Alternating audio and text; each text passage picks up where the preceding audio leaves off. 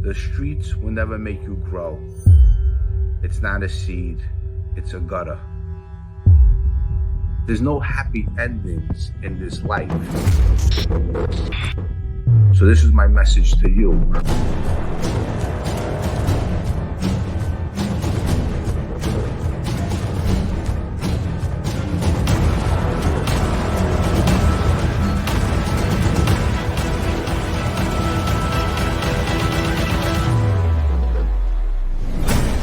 The streets will never love you back.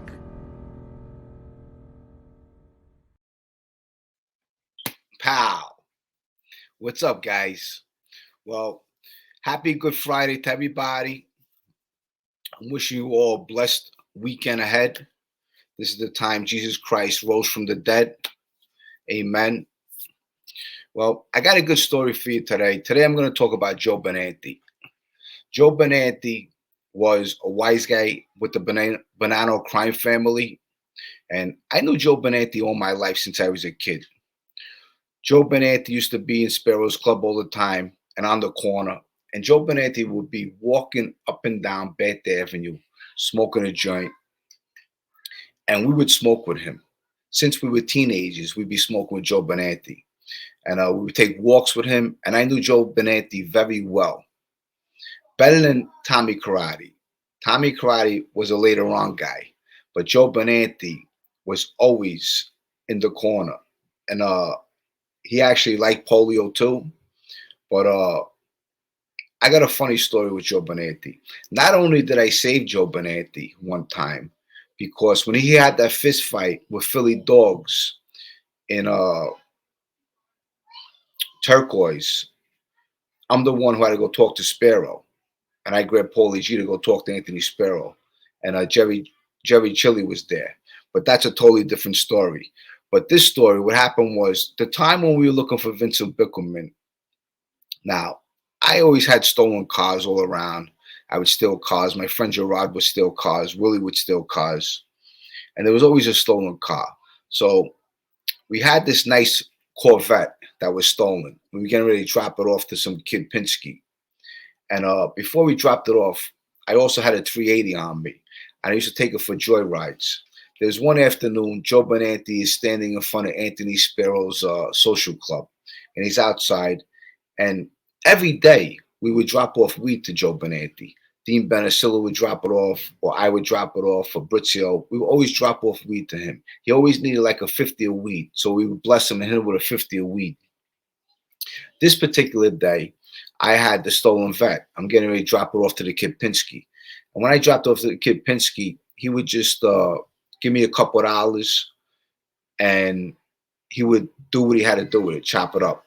And that's it. You never see the vet ever again. That's how the neighborhood was back then. You know, there was so much going on, whether it was drugs, stealing cars, doing burglaries. A lot of stuff was going on back then. And everyone had a crew of doing it. So, you know, those times you're never going to see again. This is the reason why I talk about it. You know, I talk about it to give you guys an idea. And also, as I'm writing this book, I remember certain things. Certain things will come back to me and I'll put it in there. So this particular time, I have a stolen Corvette. This is around the time Vincent Bickelman robs Anthony Spero's daughter's house, okay? And I got a 380. We're told if we see this kid, kill him on sight, okay? And obviously, you know, Paulie G does the job. And looking back, you know what? Look, I don't glorify this shit. This is something that I talk about. And all the things I've been through in my life, I tell you, I do have PTSD where I always bring this back and it's always going to come back to me because I need to talk about it because it bothers me a lot.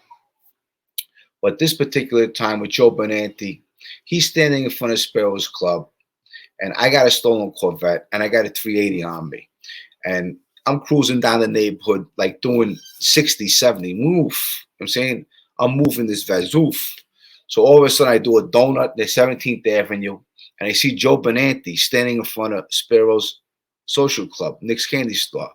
And as I pass him, and I'm doing like 60, 70, and I do a donut, he's just looking, right?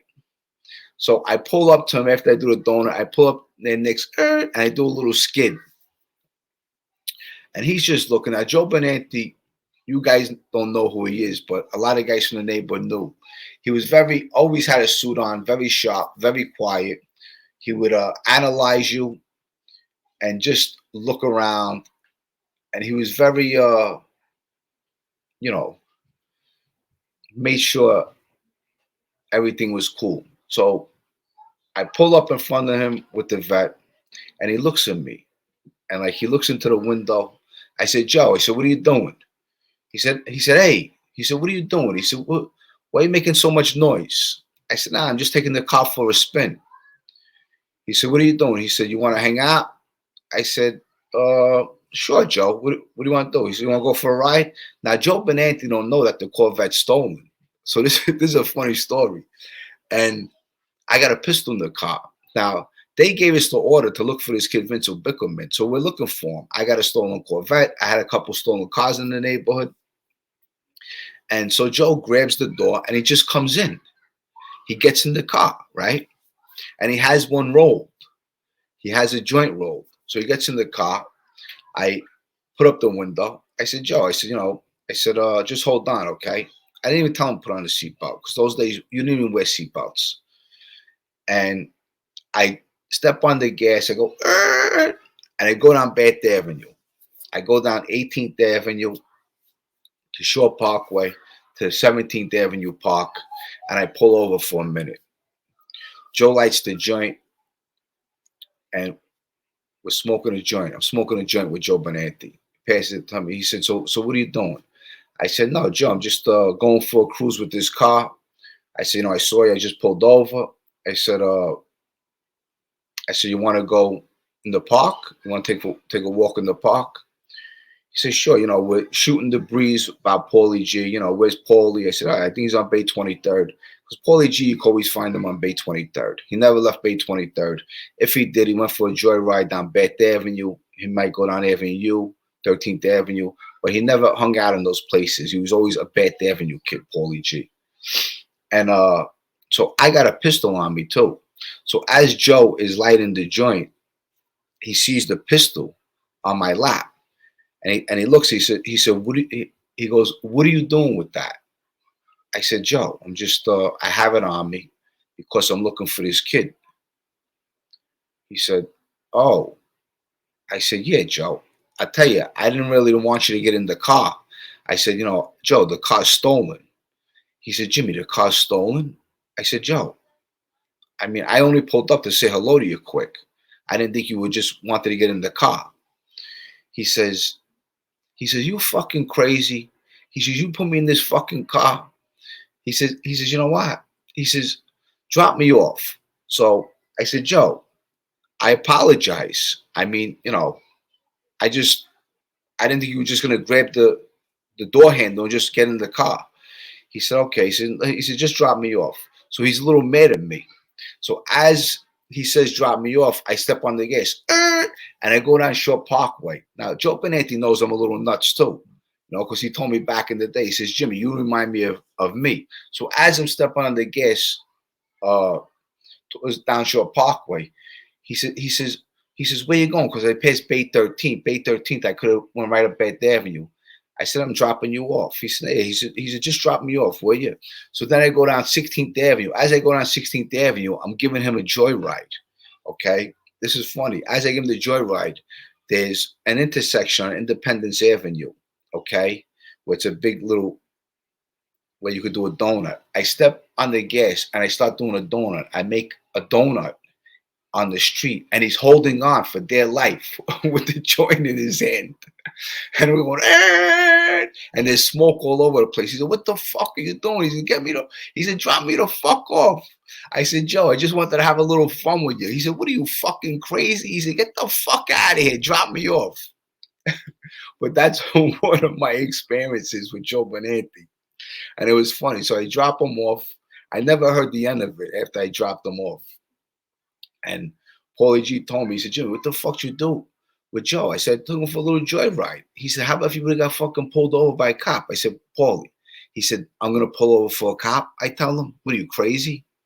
So that was one of the joyrides I had with Joe Benanti. But Joe Benanti, I tell you, he was a serious guy. Here's a couple photos of him you could enjoy.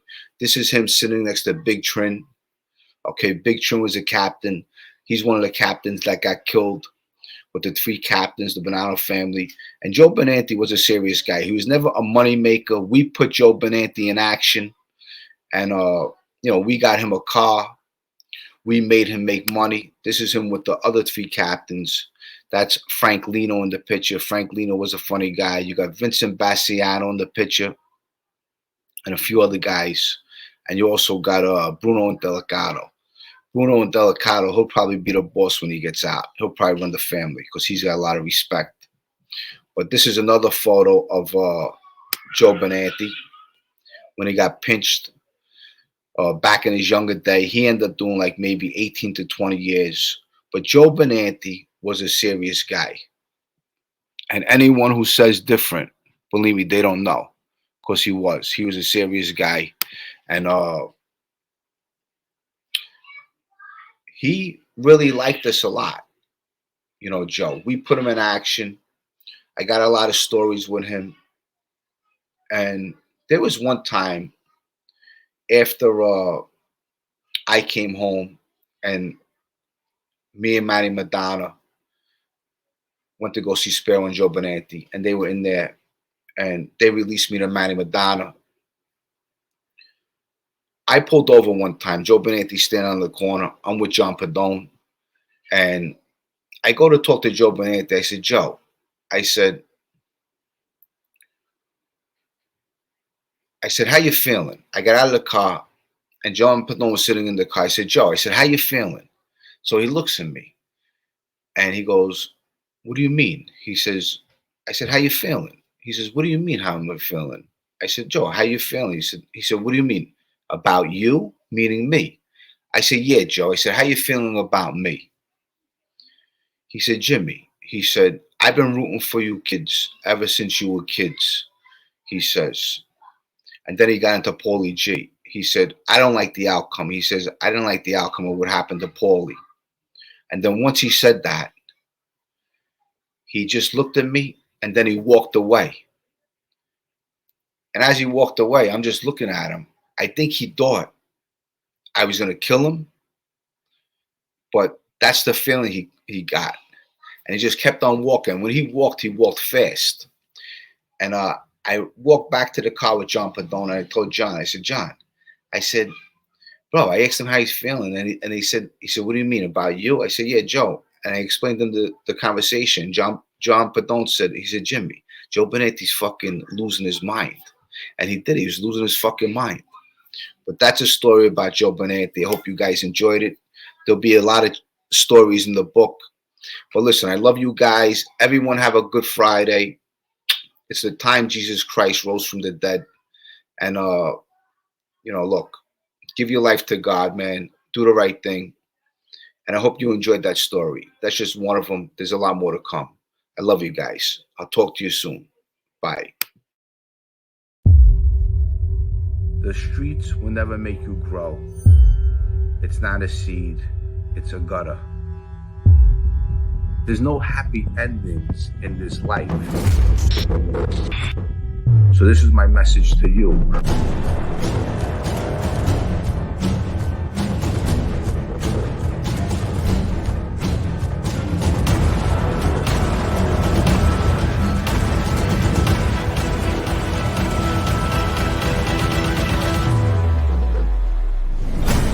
The streets will never love you back.